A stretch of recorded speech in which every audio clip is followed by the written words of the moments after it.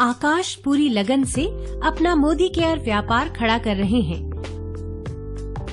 उन्होंने अपने अधीन एक अच्छा खासा डाउनलाइन ग्रुप भी तैयार किया है जो इसी व्यापार में शामिल है।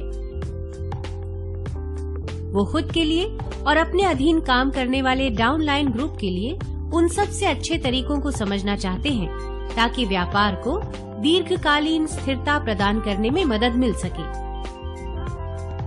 व्यापार में संचालन एवं आचरण से संबंधित नियमों के बारे में आकाश के कुछ सवाल भी हैं, जिसके लिए उन्होंने मोदी केयर से संपर्क किया है। हेलो आकाश, मैं आपकी क्या सहायता कर सकती हूँ? हेलो नेहा, मैं ये समझ चुका हूँ कि इस व्यापार में नेतृत्व महत्वपूर्ण है। एक अच्छे लीडर से क्या उम्मीदें की जाती हैं? आप सही सोच रहे हैं आकाश।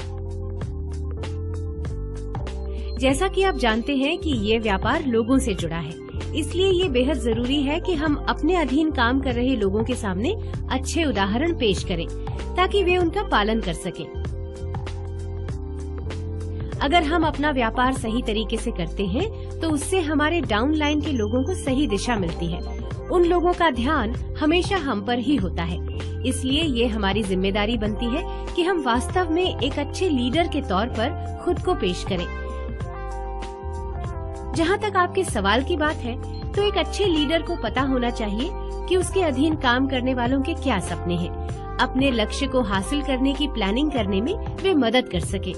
साथ ही वे अपने अधीन काम करने के लिए लोगों को प्रशिक्षण दे सके, प्रेरित कर सके, कोच बन सके या अपने नीचे काम करने वालों को मोदी केयर की फ्री मीटिंग में ले जा सके ताकि वे इसके प्रोडक्ट और उसके इस्तेमाल के बारे में अपना ज्ञान बढ़ा सकें। उन्हें कंपनी के सभी प्रमोशंस सुनिश्चित करने होंगे। अपने ग्रुप को सभी ऑफर्स के बारे में पूरी जानकारी देनी चाहिए। लीडर को अपने अधीन काम करने वालों को स्वतंत्र रूप से ऑर्डर डालने के लिए प्रोत्साहित करना चाहिए। वाह, ये तो काफी अच्छा है। जी आकाश, एक अच्छे लीडर को अपने ग्रुप को सिर्फ MRP पर प्रोडक्ट बेचने के लिए प्रोत्साहित करना चाहिए। कोई महिला या पुरुष उतना ही खरीदेंगे जितना वे बेच सकते हैं या सेवन कर सकते हैं, और साथ ही अपने अधीन काम करने वालों को ऐसा ही करने के लिए प्रोत्साहित कर सकते हैं। इतना ही नहीं, एक लीडर को नीति संहिता और व्यापार के नियमों का पालन करना चाहिए। ये सुनिश्चित करें कि उनके ग्रुप के सभी कंसल्टेंट इसे सही तरीके से स्वीकार करें। मैं अपने ग्रुप के लिए एक अच्छा प्रेरणा स्रोत और लीडर बनना चाहता हूँ। मैं जानना चाहता हूँ कि ड्यूअल डिस्ट्रीब्यूटरशिप का क्या मतलब है। आवेदक या सह आवेदक यानी एप्लीकेंट या को एप्लीकेंट के तौर पर आप सिंगल डिस्ट्रीब्यूटरशिप नियम के तहत सिर्फ एक डिस्ट्रीब्यूटरशिप ही पा सकते हैं। पति और पत्नी एक ही संस्था के माने जाएंगे। अगर उन दोनों को व्यापार के साथ जुड़ना है तो उन्हें एक ही डिस्ट्रीब्यूटरशिप का हिस्सा बनना होगा। अगर व्यापार सिर्फ पत्नी के नाम पर हो तब क्या होगा? ऐसी स्थिति में पति को व्यापार में बराबर का जिम्मेदार माना जाएगा। साथ ही स्पॉन्सरशिप बिजनेस की अलग अलग लाइनों में अपनी एक डिस्ट्रीब्यूटरशिप का संचालन करने वाले दो कंसल्टेंट अगर एक दूसरे से विवाह कर लेते हैं और सीनियर एग्जीक्यूटिव डायरेक्टर या उससे ऊपर के स्तर तक नहीं पहुंचे हैं, तो इनमें से एक को अपनी डिस्ट्रीब्यूटरशिप को सरेंडर करना होगा और अपने पति या पत्नी की डिस्ट्रीब्यूटरशिप में पार्टनर बनना होगा। क्या मैं अपनी सास का नाम रजिस्टर करके उनके नाम से काम कर सकता हूँ? जी हाँ आकाश, आप ऐसा कर सकते हैं, लेकिन मोदी केयर किसी भी तरह के सम्मान के लिए स्टेज पर आपकी सास को ही मान्यता देगा।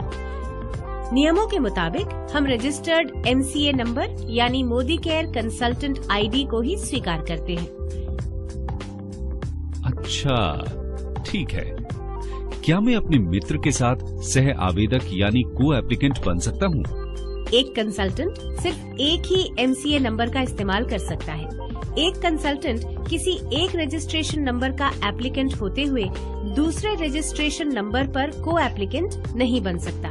ठीक उसी तरह जैसे कि आप किसी एक रजिस्ट्रेशन नंबर पर को एप्लीकेंट हैं, तो किसी अन्य रजिस्ट्रेशन नंबर पर एप्लीकेंट नहीं बन सकते। अगर मोदी केयर का कंसल्टेंट 2 डिस्ट्रीब्यूटरशिप ले लेता है तो क्या होगा?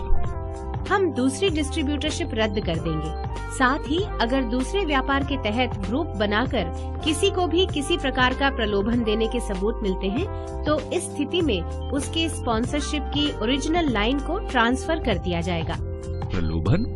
ये क्या होता है? प्रलोभन या लालच का मतलब है कि कोई मोदी केयर कंसल्टेंट किसी अन्य ग्रुप के कंसल्टेंट को अपना व्यापार छोड़ने के लिए उकसाता है और वो व्यक्ति बिना इस्तीफा दिए उसके ग्रुप में तय नियमों को तोड़ते हुए शामिल हो जाता है।